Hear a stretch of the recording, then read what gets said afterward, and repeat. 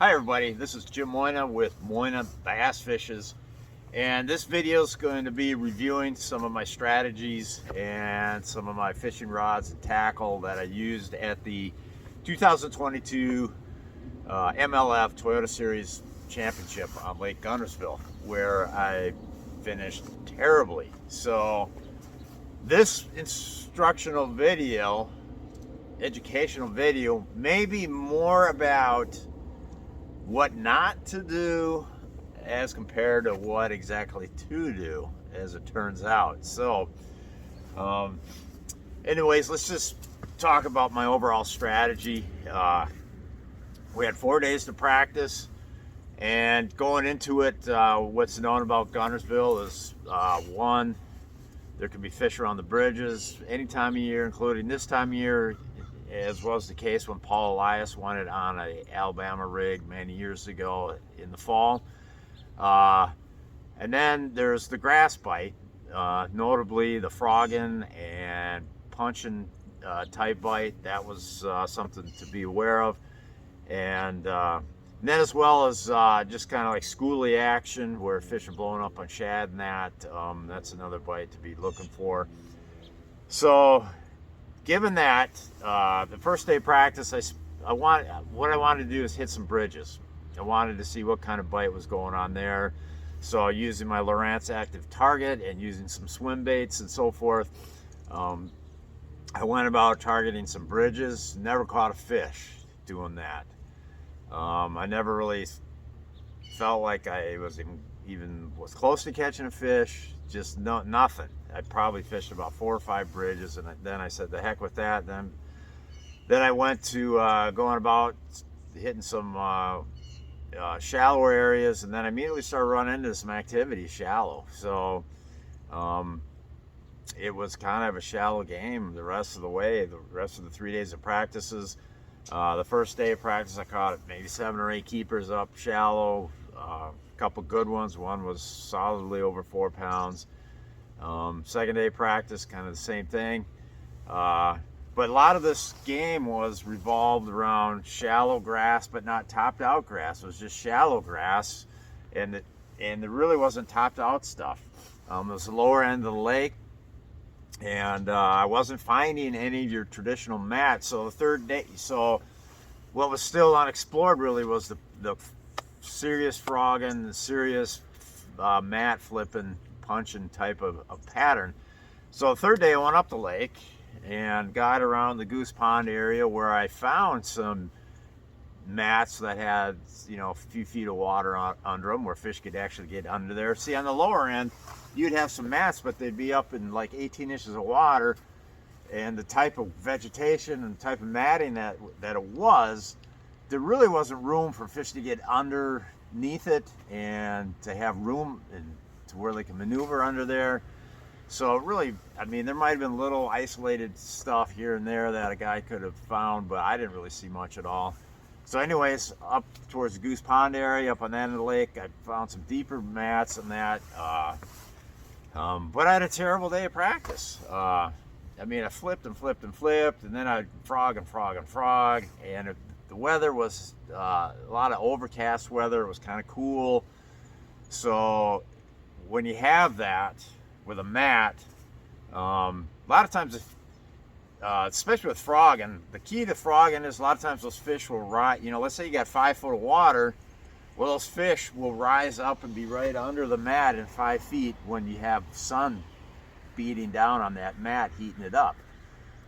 So we didn't have that. It was just overcast. So that would explain why they wouldn't come up and hit a frog on those mats, at least for me. But then, with all the punching I did, gosh, I think, did I even catch one punching? I can't remember, because I only caught, I had 2 bites, 2 keeper bites that day. And one was on a wake bait right up next to shore where there was no mat, and that was a big one. It was over 4 pounds.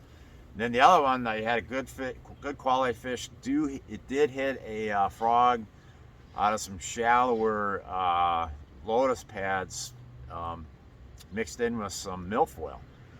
But man, that was all I was experiencing all day long for I mean, for that whole day. So then the last day, I went targeting the lower end of the lake again, trying to expand on the shallower pattern, fishing shallow grass. And again, had 6 or 7 bites doing that. And one thing I'll say is on day 2, when I was doing that kind of a pattern, I had some action, but never touched a keeper, never had a keeper bite until 3 o'clock. And then I had a lot of action later. So I think, well, I know this after fishing there for a week, the fish were much more active in the latter half of the day as compared to the first half of the day. And I pretty much noticed that just about every day I was out there. So if you're just going fun fishing and you only got 4 hours to go, man, go the last 4 hours of the day as compared to the first 4 hours for right now. You know, stuff changes through the year, but for right now, that was definitely the case. And it's probably a case on a lot of lakes down south right now. So, and where I'm at right now is I'm back in Minnesota. Got back here two nights ago. Did the rare. I normally don't do this, but I got up. My last day of competition was Friday. Took that evening to load the camper there onto the truck. Slept overnight there at the Guntersville State Park. Then got up early the next day, and I was driving by 5:30 in the morning and made the whole drive back to Minnesota here, Shakopee, Minnesota, where I'm at with Patty's house here. And so what was that, 11:30 p.m. when I got here. So I normally don't, it's been a long time since I put in that hard of a drive, that many hours consecutively. It's been a long time since I've done that. I kind of break it up more or less. Like that would normally be a 2-day drive, but made it 1 day this time. Just why not? So anyhow, well, let's dive into some of the rods, some of the baits I got tied up, and maybe just talk about those a little bit. Get in here. Yeah, we'll start it right off with this 3/8 ounce underspin with, that's like a 3.7 or so inch swim bait. And the reason why I tied this up was because on Texoma a couple years ago, I was fishing a tournament in the fall there, and had some good luck with this. In fact, well, my day one partner, what was her name? She was with Costa, Melissa Hayes. She was my partner, and she caught some nice quality fish on this out of the back of the boat. And then for day 2, I had this going out of the front end, and actually did quite well with it. So, but on Guntersville, for whatever reason, I never caught a keeper on that. I had a slightly different trailer on there in practice where I caught 2 keepers, but for the tournament with the sunshine, I thought I'd go with a little more duller or just toned down color. But I don't know. I kept having fish like peck this. I don't know what they were, but they kept, like, you just feel this every once in a while. And I was fishing it, you know, for the most part in the tournament I was fishing 6 foot and less.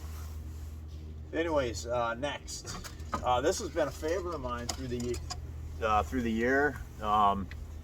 This is the all-terrain tackle Smalley Smasher with a little swim bait on there. Again, I'd fish that right through schools of fish and not get a dang lick on it. Very disappointing. I mean that worked so well in many other situations this year, but it really came up empty for some reason. So what else we got? We've got here. This was a desperate attempt to try to get him to trigger. I tried several shallow running crankbaits, and this was the last one I ended up with on there. Was this little shallow runner. It's kind of a sweet crankbait, but I don't know, fish didn't care a lick about that thing. I mean, I'd fish it right through fish that were blowing up, or were they just blowing up, and it would get ignored just like just about everything else. Because if you hadn't seen the other videos of my performance in the tournament, I caught one keeper for the first day, caught one keeper the second day, for a finish of like 170 something. All right, another thing I was trying was this small worm. So that was, I'd use this punching some of the lighter stuff. I don't know, I thought it'd be nice on a lake that's got a lot of pressure. If you downsize, sometimes that pans out. So I would use this around some of the dock pilings that I'd run into. Some of the lesser sparsely matted cover, I could flip that in there. Guess what? I caught not a darn thing on it out the whole week there. Jerkbait. At registration, I sat down with a guy who I'd never met before. His name was Matt. He fished, well, he won the Chickamauga Toyota tournament. But he was telling me about some of the jerkbait fish that he caught there on Guntersville. In particular, he said he had a spot where there must have been 100 of them. And some were keepers, some weren't. No big keepers. But he said, man, they really went after jerkbait. Well, I threw a couple different jerkbaits, including this one here. You know, I tried the Pro Blue. I tried this one with a little deeper diver lip with the chartreuse belly. Tried the Pro Blue color in just a regular lip. Tried another brand, I forget what it was. Never caught a fish in practice or in the tournament. I don't even think I threw this in competition, actually, because I was just done with it after practice. So, and jerkbaits are good fall baits. They really are. And I couldn't understand what.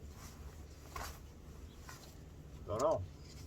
I throw it right through. I mean, I throw it right to where fish had just blown up and nothing.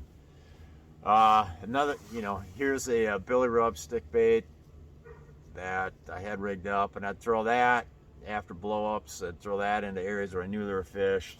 Then I'd also fish on a dock. I had one fish bite it in practice on a dock that I shook off. Frog, okay, frog. This frog, I kind of like it actually. It got bites, but it seems like fish missed it a lot. I don't know. Got a lot of misses, you know, got misses on this more than actually direct hookups, but in practice got a 4.5 pounder on that frog. But again, I don't know, fish missed it. That's, what is that, a Savage Gear is what that frog is. So I don't know, I like the color because it had the shaddy color to it. I know a lot of guys like to trim their legs down. So maybe that's why, maybe they're short striking on those legs, you know, because I left them long like that. But so maybe that's why they're short striking it. Even that 4.5 pounder short struck it. I had to, he hit it once, and then I moved it again a couple times, and he hit it the second time. And that was in practice. I caught one over 4 pounds every day in practice, of course. God, I can't stand this. Can't stand this bait. It has let me down time and time and time and time again. I've done a whole video on how this bait lets me down. It somehow comes up with big bites in practice every time, and somehow it comes up with absolutely nothing time and time again when the money's on the line. And this, of course, would be, let me get it untangled here. This bait, which I'm so in love with this bait. I want to marry this bait, but this bait is like, just lets me down. It's a wake bait. It's got this cool action to it. And whenever nothing's on the line, yeah, I get the big ones to hit it. But and in practice, it had some good action. I mean, it had some good quality action on that bait. But come tournament time, I never had a darn fish even sniff it. Well, I shouldn't say that. I had one up like that big come up behind it one time. but I knew, like, it's not like I dedicated my life to this bait on this Guntersville tournament. I didn't even start with it out of the rod locker, but I did throw it some at times after other baits were failing. I'm like, well, in practice, this caught some quality fish, not a lot, but did. So I'd take it out, mess with it for a while, and it would get ignored. Oh man, the chatterbait. Okay, what you see here is like a regular chatterbait, the regular old style, and this is not what I started with. What I started with failed. And when I say failed, it broke. So it ain't this one. I don't know. I might have just threw it away at this point. No, I had. It ain't there. I had. Let me see. Let me look at my tackle box. Okay. I had one of these like clear bladed ones. Let me see if I got one. And I was using it in practice, and lo and behold, I was getting bit. I would say for the amount of time that I put into it, it was giving me more bites per unit time than just about any other bait. Oh, as long as this is laying here. There's another frog I tried. That one, never had a bite on that one. It looks like a good frog though. I like that color. Just another bait that didn't work. Let me see if I got one of these clear bladed ones in here. I don't know, I think they call them a stealth chatterbait. Not really sure. Oh yeah, I do. Yeah. Okay, so, or stealth jackhammer. So it's got that clear blade on there. This thing worked in practice, and then when I took it out on day one of the tournament late in the day and skipped it under the first dock, I had a monster grab this thing, a monster, and it took me deep. It like just bull rushed me deeper into the dock, and I'm like worrying about line breaking. And then I paused them, and then I felt them take off again, but this time it was around one of the dock pilings. So now at this point I'm rushing to the dock with the trolling motor on high and just kind of seesawing the fish around this pole. And no, the line didn't break on the pole. The fish just simply came unhooked. But the thing that happened was, after that, the bait didn't work right anymore. I couldn't, you know how the vibration these things put off. The vibration, it had no vibration. It just glided through the water. This little blade didn't work. And this is not the exact one. This is just like it. So I took this one out, brand new out of the package, tied it on, and this one just glided through the water. It did not vibrate at all. This exact bait right here didn't glide. So if any of you guys have used any of these clear bladed ones, I'd love to hear, you know, if you've had the same problem. This is I don't know if it's a half ounce or 3/4. It was in my, or a half ounce or a 3/8. It was in my 3/8 compartment in here, but the head almost looks like a half ounce. But anyways, some input, some voices on this bait would be much appreciated. You know, have you guys had the same experience where they just glide through the water and they don't vibrate? So, and those were the only two. And the only reason why I had them is because when I was at a store buying chatterbaits off the store shelf, I looked at the color, I looked at the size, grabbed them, and threw them in the shopping basket. Lo and behold, I didn't know they had the clear blade, but I'm like, hey, I'll try this clear bladed one. So anyway, so then I ended up using this one, and that one never had a bite on it. So next, top water. Okay, I threw a lot of top water.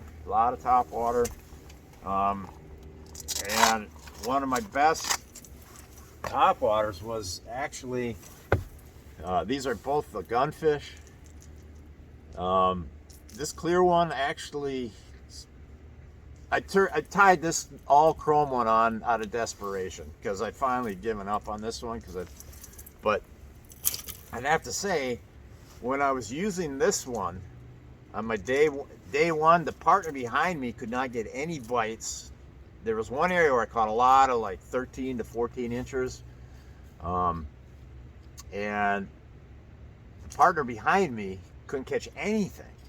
And it was a more clear part of the lake, and the fish were there, and they would bite this thing.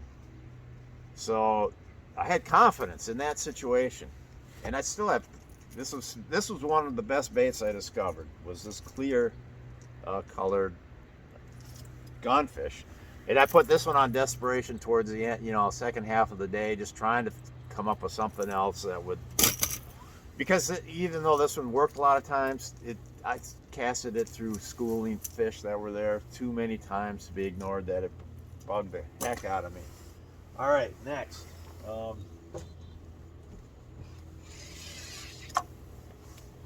Here is the Whopper Plopper. I tried this in this color and a clear color. It would work in the afternoons. I mean, I'd catch a fish on there once in a while. It'd be a short one every time. This, I thought I was going to catch more fish on than what I did. I caught a 4-pounder in practice on this 1/4 ounce rattle trap. I also caught some other keepers on it in practice. I thought this was gonna be my limit bait. After practice, this was my #1 confidence bait right here. It's this rattle trap. And the first day, the only fish I weighed was on this, but threw it. I mean, I cast it right through a lot of fish that didn't bite it. That's for darn sure. In the end, it was a disappointment. Black buzzbait, didn't throw it a lot, threw it some, nothing.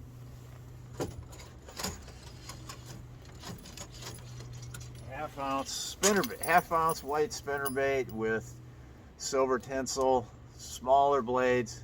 I think this blade here is a 3.5. This is like a 3. Threw that on and off. Not a ton. Enough. Probably the most underappreciated bait in the mix is this bait right here.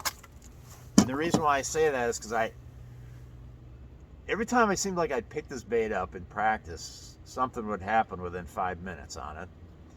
But then I'd go and fish it another 20 minutes and never have anything else. So I'd set it down and not pick it up until much later in the day.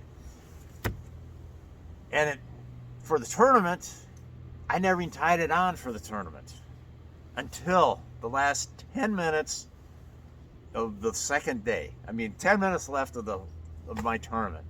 I tie this thing on just because I'm like, whatever, let's tie this on.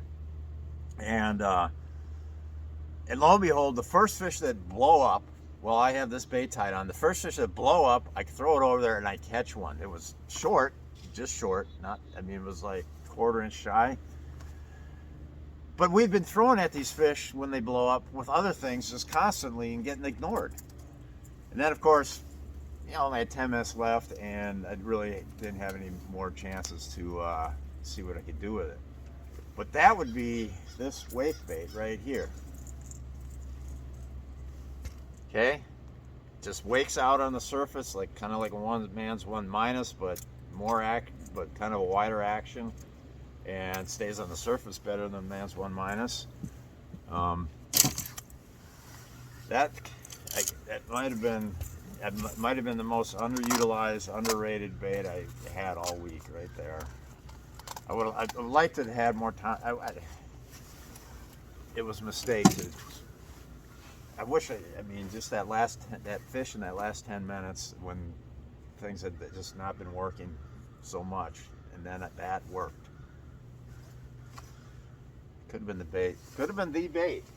And had I used that bait the whole tournament, it might have been a different story. At least instead of catching one each day, maybe I would have had 3 or 5. Who knows? Who knows? That's a rattle trap. Yippee.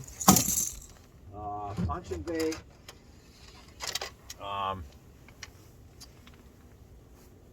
That's one of the punching baits I use. I also had the Billy Rubs snatcher going too, which I caught. I did catch a big 4-pounder on that snatcher in practice, but I think that's a 1-ounce head on there.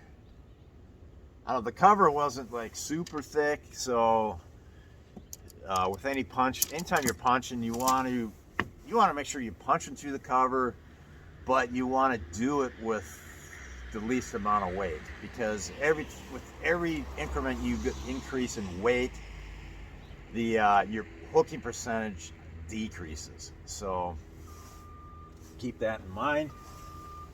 And what else I use? This bait with this heavy swim head, I don't even know what to say about this. It got some bite. It caught a big flathead catfish in practice. I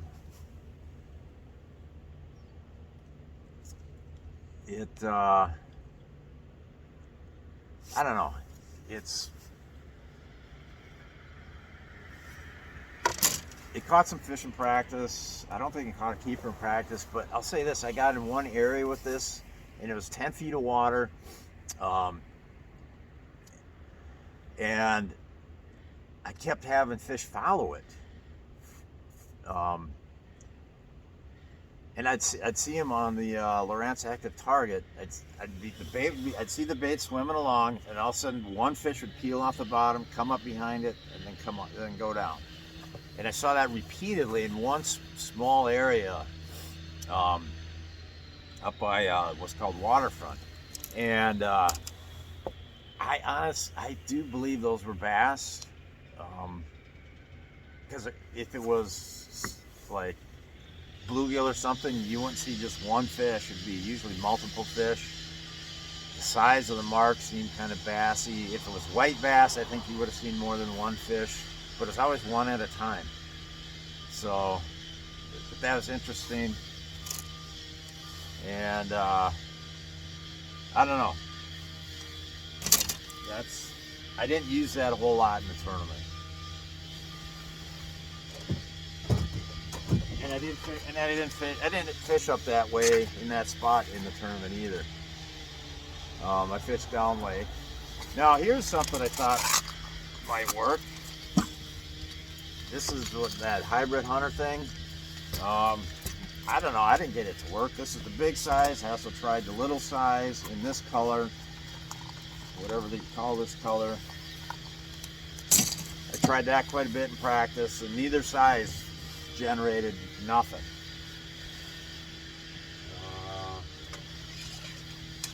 This is the toad, and it would get bit, but it kept getting short struck all the time. And I don't know. I like that in. You know when I like to use that is when I'm in ultra shallow water. When I'm buzzing this fish, buzzing it right over a fish that's maybe this deep, they just can't seem to resist it. When you get in like 4, 5, 6 foot of water, it's not nearly as effective. But if you get that bait just in super shallow water, a lot of times those fish just can't handle it, man. They just gotta hit it. And a lot of the fish I was dealing with were short fish on that bait. Oh, we're down to 2 more rods.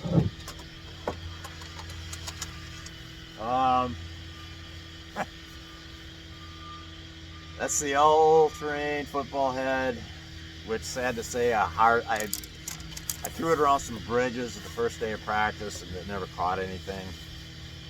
And then here's the all-terrain AT jig, which I would have thrown this more if had I got around a bigger fish pattern, some bigger, what I, if I felt like I was sniffing around some big fish, I would have thrown this more. But man, I couldn't even get my smaller stuff to work because this is a big fish bait. I mean, I don't even have the skirt trimmed on there, but oh well, it didn't work. That's because I didn't really put a lot of time into that bait or the football head. So, you know what's really bugging me? is I just ordered a whole bunch of all-terrain largie heads from All Terrain Tackle, and I held this up. This is not the All Terrain largie head. I don't know what brand this is, but this is what I had tied on there when I got down there, and so I failed to promote All Terrain Tackle on that because the largie head I haven't used it yet, and I got all these heads. I got so many of these heads now, and that was my chance to use them. I did put them on the A-rig. You didn't even see an A-rig, did you? That's because I used it quite a bit in practice, especially around those bridges. The A-rig, the guy that won the tournament, Kyle Hall, congratulations, Kyle. That's the only report that I've got that is at the making of this video. The only report that I've read was just on Kyle Hall and the fact that he caught him like out of 20 feet of water on an A-rig and a blade bait. So using forward sonar. So, and I know other guys, like at the weigh-in line, the guy right in front of me was telling his buddy next to him, yeah, I caught him got this big one on the A-rig, blah, blah, blah. I never caught a darn thing on the A-rig, not a darn thing. And I was throwing it right through places where there were fish. I don't know what the deal was, but my thoughts are, I've got to be a better A-rig fisherman for sure. We're not allowed to use them in the MLF Pro Circuit. We're not allowed to use them, and so I don't worry about them. But it's an underdeveloped part of my game. I have some of the stuff to compile them. It's just such a headache with them things. But it's, I got in the championship this year. Me and the guy that started in the same reef, he caught more fish than I could use it, and he had an A-rig. Mine were in the truck. So it's a shortcoming. It's a weakness. I guess it's something that if I'm going to continue to do Toyota tournaments, it's a part of my game that needs to be improved. If I'm going to continue to fish for smallmouth in Minnesota off a deep structure, it's something I got to have in my pocket. So anyhow, let's just leave this video at that. I don't know how many of you stuck to the end, but that was a lot of rods, a lot to say. And this video I might have started this video in the sunshine, and dang it, look at it now, it's completely clouded over. So how long have I been doing this? Anyhow, that's what I had to say about that's what I had to say about catching 2 fish in a 2-day tournament. So over.